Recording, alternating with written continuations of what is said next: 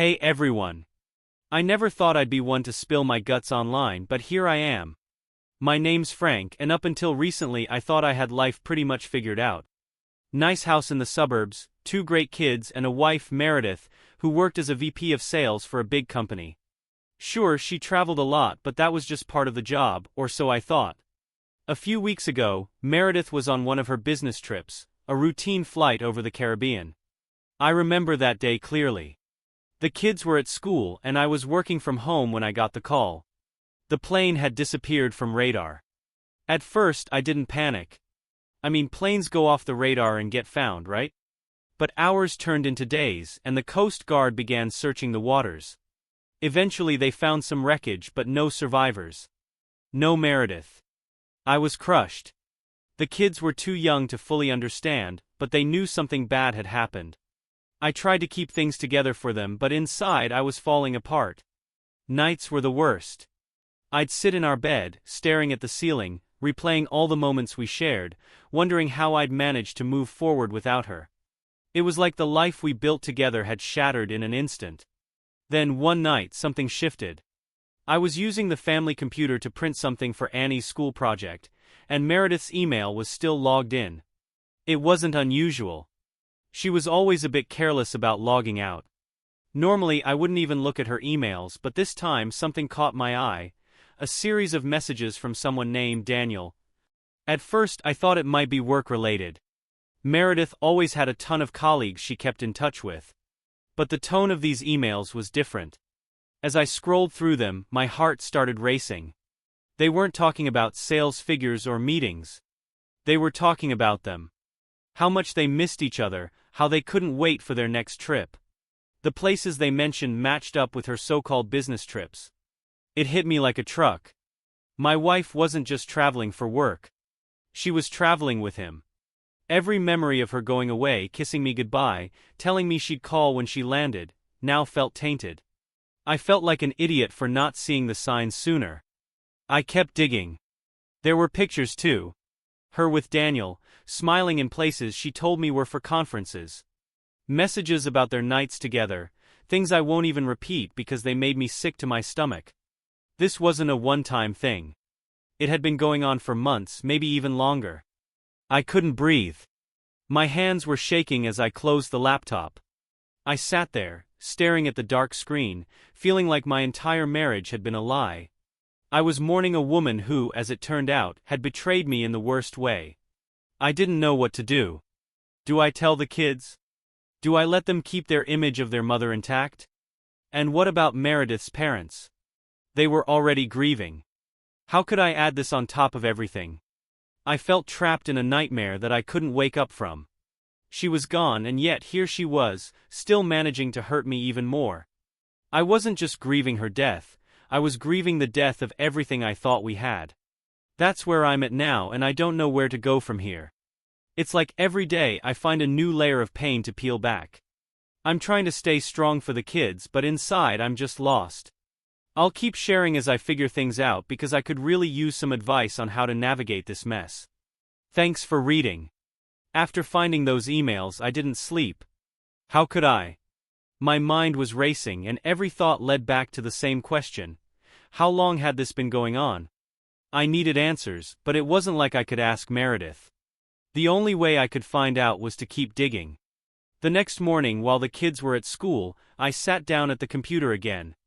I went through everything, her emails, her social media accounts, even her old text messages that had synced to the cloud. What I found made my stomach churn. Turns out, Daniel wasn't just some fling. He was a colleague, someone she'd been working with for years. They'd been meeting up on almost every work trip for at least the past 2 years. 2 years of my life, my marriage, based on lies. There were messages about how they had to keep things quiet because of the kids and their jobs. She'd laugh about how clueless I was, about how easy it was to lie to me. Reading that felt like a knife twisting in my chest. I had trusted her completely, never once doubting her integrity. I was a fool. I found their itinerary for a trip to the Bahamas from a few months ago. She had told me it was a major sales conference, one she couldn't miss.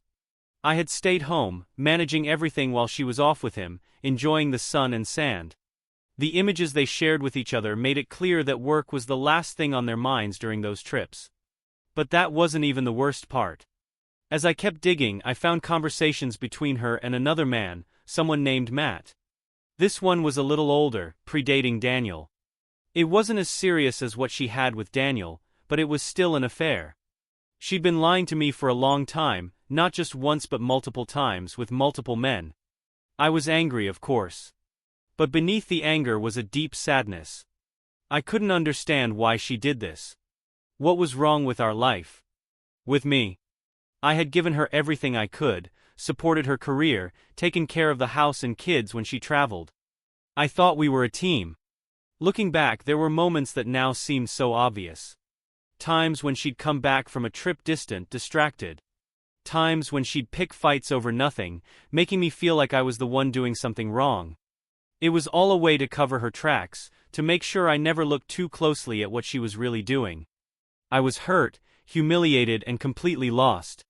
The woman I loved, the mother of my children, had been living a double life, and I had been too blind to see it.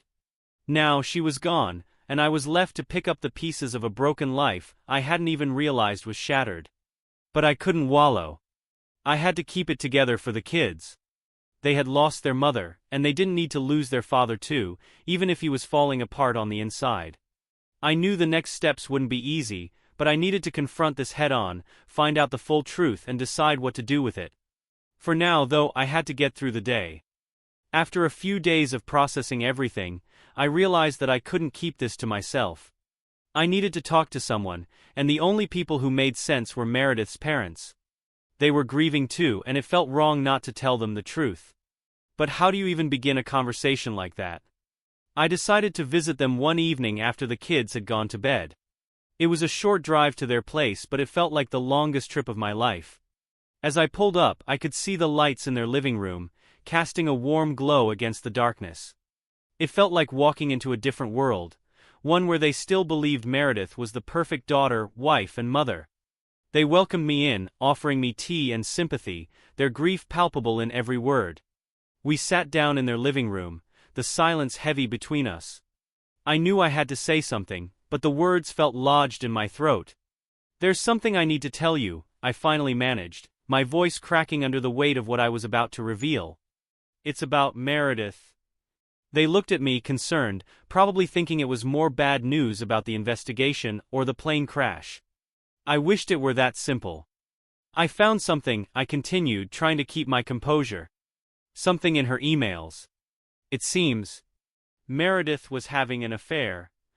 Their faces shifted from concern to confusion, and then to a kind of horror I hadn't expected. Her mother gasped, covering her mouth with her hand, while her father leaned back in his chair, shaking his head in disbelief.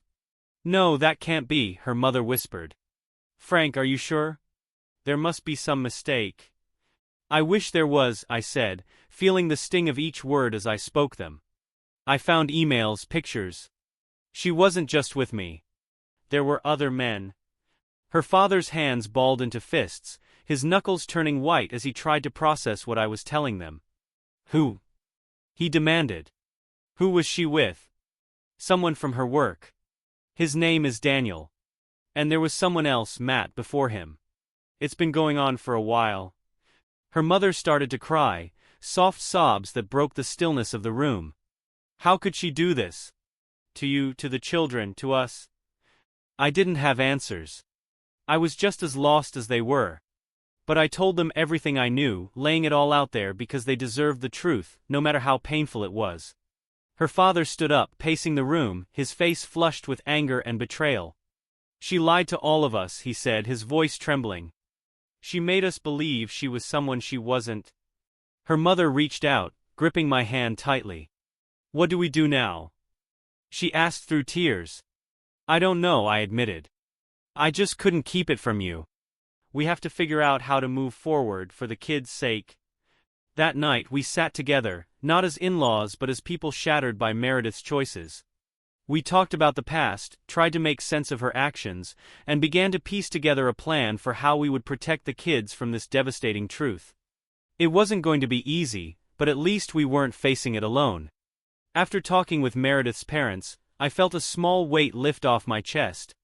At least now I wasn't carrying the secret alone. But the hardest part was still ahead, talking to Annie and Jake. They were too young to understand the full extent of what had happened, but they deserved some kind of explanation. I just didn't know how much to tell them. The next day I took them out for a walk at the park, hoping the fresh air would make the conversation a bit easier. It was one of those chilly but sunny afternoons, and they were bundled up in their little coats, running ahead and laughing. Watching them, it broke my heart even more, knowing I had to shatter their world in some way. We found a bench and I called them over. They sat beside me, their bright eyes full of curiosity. "Dad, what's wrong?" Annie asked, picking up on my nervousness. I took a deep breath. "There's something we need to talk about, something about Mom." Jake's face turned serious. "Is she coming back?" The question hit me like a punch in the gut. "No, buddy, she's not coming back. Remember we talked about the plane? How it crashed and they didn't find any survivors." They nodded, their little faces clouding with confusion and sadness. Annie clung to my arm, and Jake stared at the ground, kicking a pebble with his foot. "There's more though," I continued, feeling my throat tighten. "Before the plane crash, she was spending time with someone else. A man named Daniel. She wasn't honest with us, and that's something that's very hard for me to understand too." Annie frowned. "Like a friend?"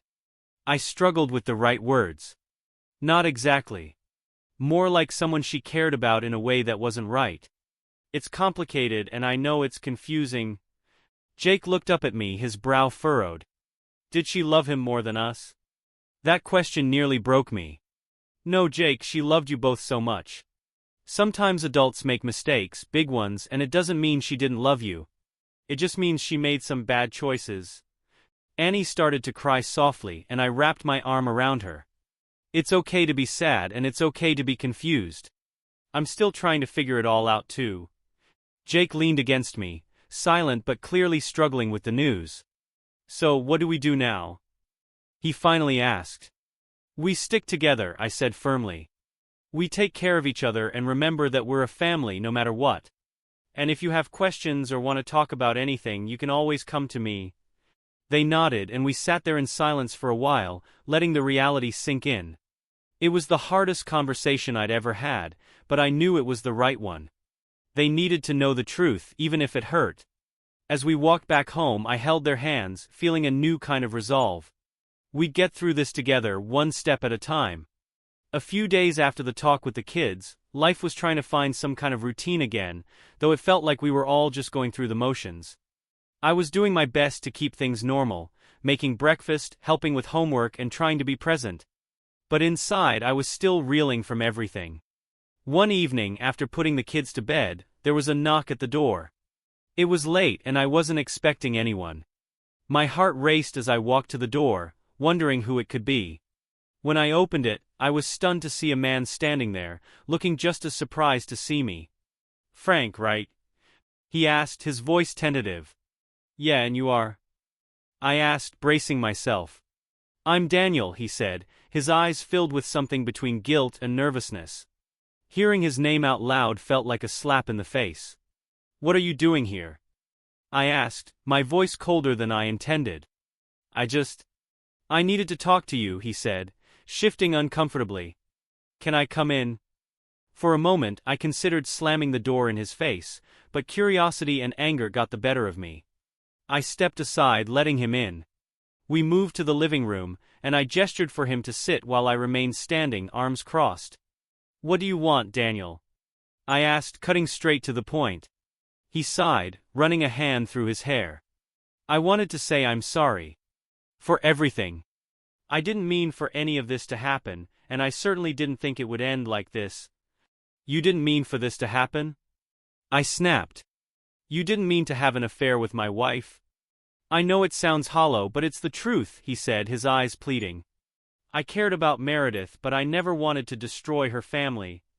I laughed bitterly. "Well, congratulations. You did just that." He flinched at my words, but I didn't care. "Why are you really here, Daniel? What do you expect from me?" "I guess, closure," he admitted. "I wanted to face you, to tell you that Meredith, she spoke about you and the kids all the time. She loved you, Frank. She was just unhappy in some parts of her life and she made mistakes. I shook my head, unable to believe what I was hearing. You think that makes it better? You think knowing she loved us makes this hurt any less? No, I don't, he said quietly. I just wanted you to know that I regret everything. I wish I could take it back. I stared at him for a long moment, my anger simmering just below the surface. You should go, Daniel. There's nothing you can say that will make this right. He nodded, standing up slowly. I understand. I'm truly sorry, Frank. Without another word, he walked to the door and let himself out. I stood there for a long time after he left, my mind racing. His visit hadn't brought me any closure, only more questions and a deeper sense of betrayal. After Daniel's visit, I thought the worst was behind me. I had faced the man who had been with my wife and told him to leave, but the peace I hoped for didn't come. Instead, it felt like a wound that wouldn't heal no matter how much time passed. A few days later, I got a call from Meredith's best friend, Lisa. We hadn't spoken much since the crash, but her voice on the other end sounded urgent. Frank, can we meet? There's something I need to talk to you about. It's important. We arranged to meet at a coffee shop. I could tell she was nervous as we sat down, her hands trembling slightly as she stirred her coffee. Frank, I've been thinking a lot about whether to tell you this, but you need to know the truth about Meredith. I tensed, not sure if I was ready for more revelations. What truth, Lisa? I've already found out about Daniel and her other affairs. She nodded, her eyes filled with sadness. There's more. I didn't know how to bring this up before, but Meredith she was struggling, Frank. She didn't tell anyone, not even you, but she had been seeing a therapist for over a year. This was news to me. A therapist? Why? She never said anything about it. Lisa sighed. She was dealing with a lot of things. Stress from work, feeling disconnected from you and the kids, and guilt. She knew what she was doing was wrong, but she felt trapped. She loved you, Frank, but she didn't know how to fix what was broken. Hearing this was like a punch to the gut. Why didn't she talk to me? Why didn't she let me help her? She was afraid, Lisa explained. Afraid of how you'd react, afraid of losing everything. She thought she could handle it on her own, but it only made things worse. I sat back, the weight of her words pressing down on me. It was hard to reconcile the image of the strong, confident woman I knew with someone who was so deeply troubled. What do I do with this now, Lisa? She's gone, and all I have are these broken pieces of who she was. Lisa reached across the table, squeezing my hand. I don't know, Frank. I just thought you should know. Maybe it'll help you understand, maybe it won't. But you deserve to know the whole truth. I nodded, though I wasn't sure if I felt any better knowing this. It was just one more layer to a story I wished I didn't have to uncover. As we parted ways, I felt more lost than ever. Meredith's secrets had built up like a dam, and now that it had broken, I was left drowning in the aftermath. After my meeting with Lisa, I felt like there couldn't possibly be more to uncover about Meredith. But life, it seems, had other plans. A few days later, I was cleaning out her closet, something I had avoided for as long as possible. It felt like a final step in letting her go, but it had to be done. As I pulled out boxes and bags, I found a small wooden box tucked away on the top shelf. It was something I hadn't noticed before, a box with a simple lock. Curiosity got the better of me, and I searched through her things until I found the tiny key hidden in a drawer. Inside the box were letters. A dozen or so, all written in Meredith's handwriting. Some were addressed to me, others to the kids, and a few to people I didn't recognize right away. My hands shook as I pulled out the one with my name on it and began to read. Frank. If you're reading this, it means something has happened to me and I'm no longer there with you and the kids. There's so much I need to say, things I should have said a long time ago but never found the courage to. I know you've probably discovered my secrets by now, and I can't imagine the pain and betrayal you must feel. I've made terrible mistakes, and there's no excuse for the lies I told or the trust one broke. But please know this, I never stopped loving you. Even when I was at my worst, you were always in my heart. I was weak, Frank. I let myself be swayed by feelings I didn't fully understand, by temptations I should have resisted. I thought I could have both, a life with you and the kids and a way to escape the pressure and loneliness I sometimes felt. But I was wrong and I hurt you, the one person who stood by me through everything. I'm sorry. I'm so sorry. Take care of our children. They're the best parts of us and they need you now more than ever. Tell them that I loved them, that I was proud of them every day. And if you can find it in your heart to forgive me someday, I hope you will. Not for me but for yourself so you can move on and find happiness again. Love. Meredith. By the time I finished the letter, my vision was blurred with tears. I wanted to hate her, to cling to the anger and betrayal because it was easier than facing the sorrow. But this letter, it was like hearing her voice again and it stirred something deep inside me. I put the letter back in the box and sat there, holding it close, trying to process the whirlwind of emotions. There were more letters to read, more pieces of her life to uncover, but I wasn't sure if I was ready for them yet. After reading Meredith's letter to me, I knew I had to look at the ones she wrote for Annie and Jake. It wasn't something I could rush. I needed to make sure I was ready to handle whatever was in them, but the thought of her having left something specifically for the kids gave me a strange mix of dread and hope. That evening, once the kids were asleep, I sat back down with the wooden box.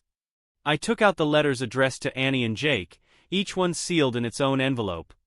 I decided to start with Annie's.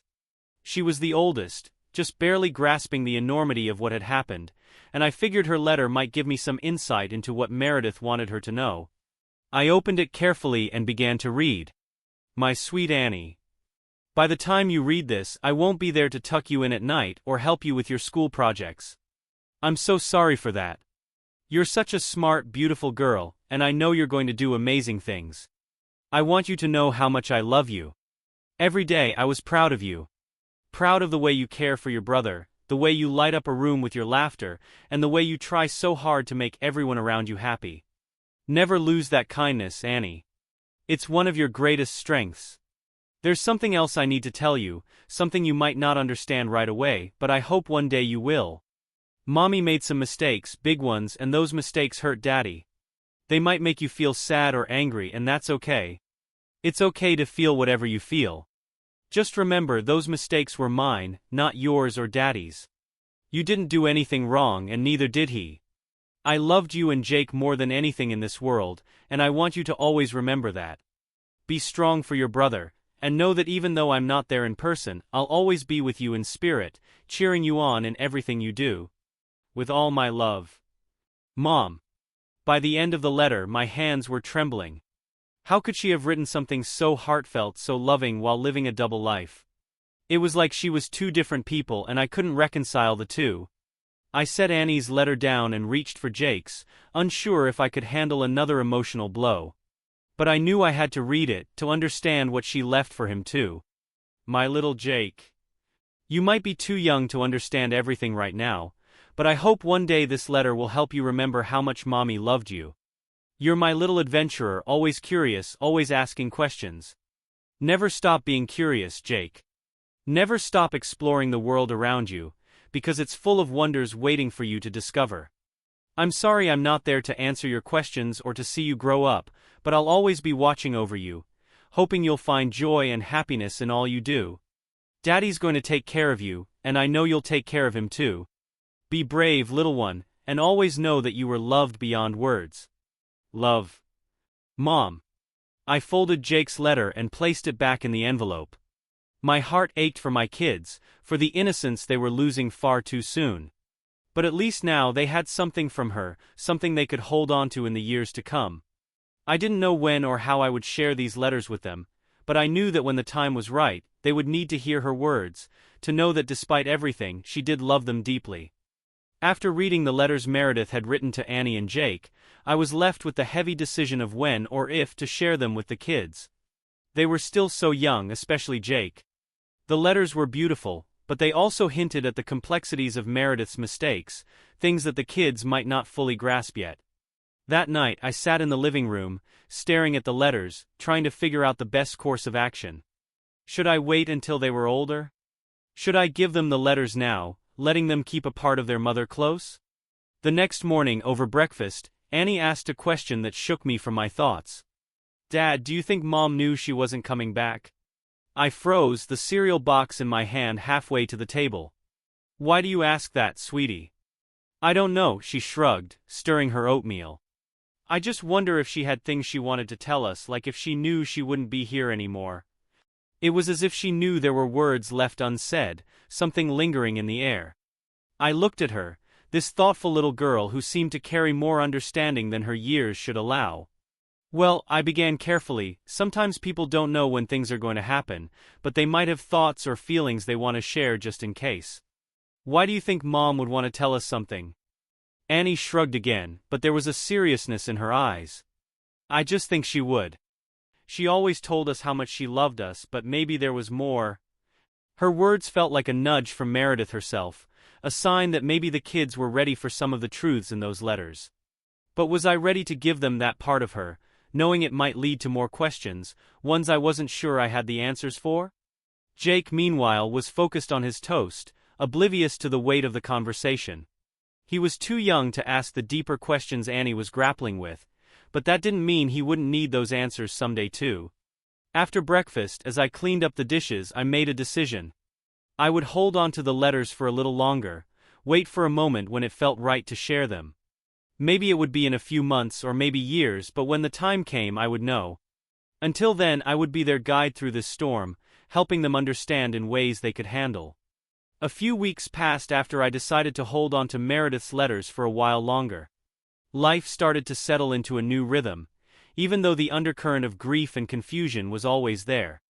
The kids were doing their best to adapt, and I was trying to be the steady presence they needed, though it wasn't easy.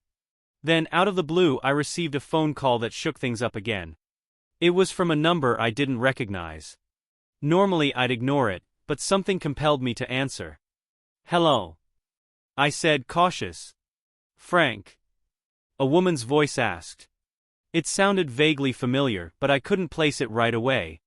"Yes, this is Frank. Who's calling?" There was a pause before she spoke again. "It's Julie, Meredith's colleague." Julie. I remembered her vaguely from the few times Meredith had mentioned her name. They worked together closely, but I had never really paid much attention to her, just another name in the stories Meredith brought home from work. "What can I do for you, Julie?" I asked, unsure why she'd be calling me. I don't know how to say this, but I need to talk to you. It's about Meredith. Can we meet? My heart started racing. What's this about? Can't you just tell me over the phone? It's complicated, she said, her voice hesitant.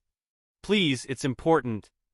The last thing I needed was more complications, but something in her tone made me agree. We arranged to meet at a nearby cafe later that day. I spent the next few hours dreading what new revelation might be coming my way. When I arrived at the cafe, Julie was already there, nervously stirring a cup of coffee. She looked up as I approached, offering a weak smile. "Thanks for meeting me." "Julie," I said, sitting down across from her. "What's this about?" She took a deep breath, clearly struggling with how to start. "I don't know if you know this, but I was really close to Meredith. We talked about everything, well, almost everything." I nodded, still not sure where this was going. "Okay. There's something I found out after the plane crash," she continued, her eyes flickering with worry. "Something I think you should know. Meredith and I were supposed to meet for lunch the day before her flight, but she canceled last minute. I didn't think much of it until after everything." "Julie, please just tell me what this is about," I urged, my patience thinning. "She was planning to leave Daniel," Julie said quickly, as if saying it fast would make it less painful. "She told me she was going to end things with him. She said she wanted to focus on her family, that she'd made a mistake." Her words hit me hard. "She said that?" Julie nodded. "I didn't know about the affair until she told me that day. She was really torn up about it, Frank. She knew she'd messed up, but she wanted to make things right." I sat back, trying to absorb this new information. Meredith was planning to leave Daniel? After everything, she wanted to come back to us? "I thought you should know," Julie added softly.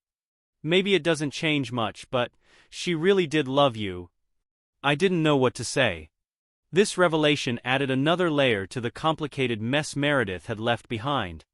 It didn't erase the pain or the betrayal, but it made me wonder what could have been if things had gone differently. Julie's revelation lingered in my mind long after our meeting. The idea that Meredith was planning to end things with Daniel and come back to us added a new dimension to the pain I was already feeling. It made everything more complicated. Was she truly trying to make amends, or was this just another layer of her deception? The questions haunted me. That evening, after putting the kids to bed, I sat in the living room, nursing a glass of whiskey and staring out the window. The quiet of the house felt suffocating, filled with thoughts I couldn't escape from. What if Julie was right? What if Meredith was on the verge of turning things around? I wanted to hate her, to cling to the betrayal because it gave me a clear villain in the story of my life. But now, with Julie's words echoing in my head, forgiveness seemed like a shadow creeping in, something I wasn't ready to face. I thought back to our last conversation before she left on that final trip. She had been distant, distracted, but there was a moment, a fleeting one, where she looked at me like she wanted to say something important. I brushed it off at the time, chalking it up to work stress. Now, I wondered if she had been trying to tell me about her decision, to find a way to confess and ask for another chance. The idea gnawed at me. Could I have forgiven her if she had confessed? Could I forgive her now, knowing she wouldn't be coming back to fix things? It was easier to stay angry, to keep the wall up that protected me from the pain. But the truth was, I wasn't just angry. I was sad, broken, and lost. I picked up the letters from the box again, flipping through them until I found one more addressed to me. I hadn't read it yet, unsure if I could handle more of her words. But now, it felt like I needed to hear whatever she had to say. Frank, if you've made it this far, you've probably read the first letter. But there's more I need to say, things I wasn't brave enough to say when I was alive. I was going to tell you everything. I was going to end it with Daniel, come home, and try to rebuild what I broke. I knew it wouldn't be easy, and I didn't expect you to forgive me right away. Maybe not ever. But I wanted to try because losing you and the kids wasn't something I could live with. I don't know if that makes any difference now. I just want you to know that I loved you, Frank. Even at my worst, I loved you. Meredith. I sat there, reading and rereading her words, tears stinging my eyes. She had wanted to fix things, but life had taken that chance away from us. Now, I was left to decide if I could find peace in her intentions, even if she hadn't lived to fulfill them. After reading Meredith's second letter, I knew I couldn't keep everything bottled up anymore. The weight of her words, the revelations, and my own tangled emotions were too much to carry alone. I needed to talk to someone who knew me, who could help me make sense of this chaos. That's when I thought of my best friend, Mike. Mike had been a constant in my life, someone I could count on through thick and thin. He didn't know the full extent of what had happened with Meredith, only the basics about the crash and her death. I hadn't been ready to share the darker details before, but now I needed his perspective. I called him and asked if he could come over. When he arrived, he took one look at me and knew something was up. "What's going on, Frank?" he asked, concern etched across his face. I motioned for him to sit, and we both settled into the living room. I took a deep breath, trying to find the right words. "There's more about Meredith that I haven't told you," I started. "It's complicated." Mike leaned in, listening intently as I unraveled the story, about the affair, Daniel, the letters, and the recent revelation from Julie. He didn't interrupt, just let me pour everything out. When I finally finished, the room was silent for a moment before he spoke. "Jesus, Frank. That's a lot to take in." "Tell me about it," I muttered, rubbing my temples. "I don't know what to do, Mike. She was gonna come back to us, try to fix things. But now she's gone and I'm left with this mess." Mike nodded slowly. "Look, I'm not going to pretend to know exactly what you're feeling, but it sounds like she was trying to make amends. It doesn't excuse what she did, but maybe it means something, that she wanted to fix things. Does it, though?" I asked, my voice rising. "She still betrayed me, betrayed our family. How do I move on from that? How do I forgive someone who's not even here to ask for it?" Mike leaned back, thoughtful. "Forgiveness isn't about her anymore, Frank. It's about you. Whether you can find a way to let go of the anger for your own peace. You can't change what she did, but you can decide how you're going to let it affect you moving forward." His words hit home. Forgiveness wasn't something I was doing for Meredith. It was something I needed to consider for myself and the kids. But the path to getting there felt like a mountain I wasn't sure I could climb. I don't know if I'm ready for that, I admitted. And that's okay, Mike said. Take your time. You've been through hell and there's no rush. Just know that whatever you decide, you're not alone in this. I nodded, grateful for his support. It didn't solve everything, but it was a start. For the first time in weeks, I felt like I could breathe just a little easier, knowing I had someone in my corner. In the weeks following my conversation with Mike, I tried to focus on the kids, keeping their routines as normal as possible. But no matter how much I tried to shield them from the emotional storm inside me, kids are more perceptive than we often give them credit for. One evening, as I was helping Annie with her homework, she put down her pencil and looked at me with those wide, curious eyes. "Dad, are you okay?" Her question caught me off guard.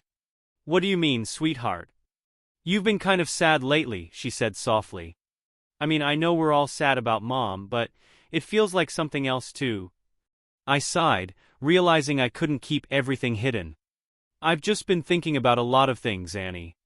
Grown-up things. But I'm okay and we're going to be okay." She nodded, but I could see she wasn't entirely convinced. "Is it about Mom? Did you find out something new?" Again, her insight surprised me. "A little bit, yeah," I admitted. "I found some letters she wrote before the crash." Her eyes widened. "Letters? Like for us?" I nodded. "Yes, for you and Jake and a couple for me. She wanted to make sure you knew how much she loved you." "Can we see them?" she asked, her voice filled with a mix of excitement and hesitation. "Not just yet," I said gently. "They're very special, and I want to wait for the right time to share them with you and your brother. But I promise when that time comes you'll get to read them." She seemed to understand, but her expression stayed thoughtful. "I miss her so much, Dad." "I know, sweetheart. I miss her too." I reached over and hugged her tightly, feeling the weight of her emotions pressing against my chest. Later that night, as I was tucking Jake into bed, he looked up at me with sleepy eyes and asked, "Is Mom watching us from heaven?" The question took me by surprise, but I smiled softly. "I think so, buddy. I think she's always with us, even if we can't see her." "Do you think she's happy?" he asked, his voice barely above a whisper. "I hope so," I said, stroking his hair. "I think she'd be happy knowing we're sticking together and taking care of each other." Jake nodded, seeming content with that answer. As he drifted off to sleep, I sat by his bed for a little while longer, thinking about the promise I made to share the letters when the time was right. It was coming, I could feel it, but I wanted to make sure it would be a moment of healing, not confusion or more pain. As the days passed, the weight of Meredith's letters lingered in the back of my mind. I knew the time was approaching when I'd need to share them with Annie and Jake. They had started to ask more questions, and I felt it was important to give them the answers their mother had left behind. It wasn't just for them, it was for me too. Holding on to those words felt like holding on to a piece of the past that we all needed to let go of in order to move forward. One evening after dinner, I gathered them in the living room. They sensed something important was coming, sitting quietly on the couch, waiting for me to speak. "I have something to show you," I began, pulling out the wooden box that contained the letters. "These are letters from Mom.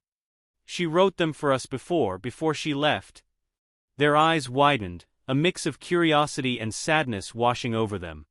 Annie reached out, her fingers brushing the edge of the box. "Can we read them?"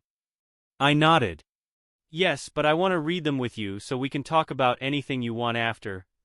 I handed Annie her letter first. She held it delicately as if it were a fragile treasure and carefully opened it. Jake watched her, his eyes filled with anticipation.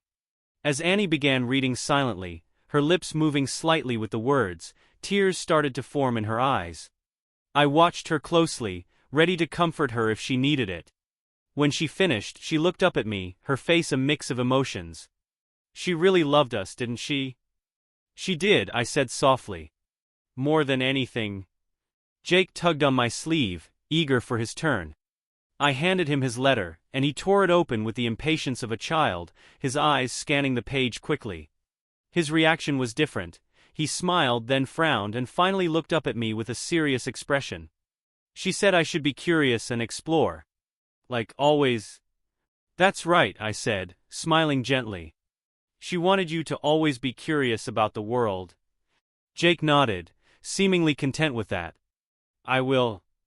We sat there for a while talking about the letters, about the things they wanted to remember about their mom, and the things they missed the most. It was a bittersweet moment, filled with tears but also with the warmth of connection. For the first time in weeks, I felt a sense of closure starting to form. Meredith had left a mess behind, but she had also left love, deep, unbreakable love, for the kids and in her own way for me too. That night, as I put them to bed, I felt lighter. The road ahead was still long, but this was a step forward, one that felt right. After sharing Meredith's letters with Annie and Jake, a subtle shift occurred in our home. The heavy cloud that had hung over us started to lift, just a little. The kids seemed more at peace, holding on to the words their mom had left for them, and I found myself breathing easier, knowing they had something tangible to remember her by. In the days that followed, we started building new routines, creating small traditions that felt like our own. Every Saturday we'd go to the park, and Sunday nights became movie nights where we'd snuggle up on the couch and pick a family favorite. These moments, while simple, became the foundation of our healing. One evening, as we were cleaning up after dinner, Annie surprised me with a question. Dad, do you think we'll ever be really happy again? I looked at her, my heart aching at the innocence and depth of her question. I think we can be, Annie. It's going to take time, but happiness isn't something that's gone forever. We'll find it again in different ways. She nodded thoughtfully, then smiled. I think we're already starting to, a little. Jake chimed in, his mouth full of spaghetti. Yeah, like when we go to the park and you push us on the swings. That's fun. I laughed, ruffling his hair. Exactly. It's the little things that will add up. As we cleared the table, I felt a renewed sense of purpose. We weren't just surviving anymore. We were slowly learning how to live again. Meredith's memory was still with us, but it didn't have to weigh us down. It could be part of the new life we were building, one where love and laughter could coexist with loss. Later that night, after the kids were asleep, I sat on the porch, looking up at the stars. I thought about everything we'd been through and the journey still ahead. Forgiveness, closure, and healing. These weren't destinations but ongoing processes. And that was okay. We were moving forward, one step at a time.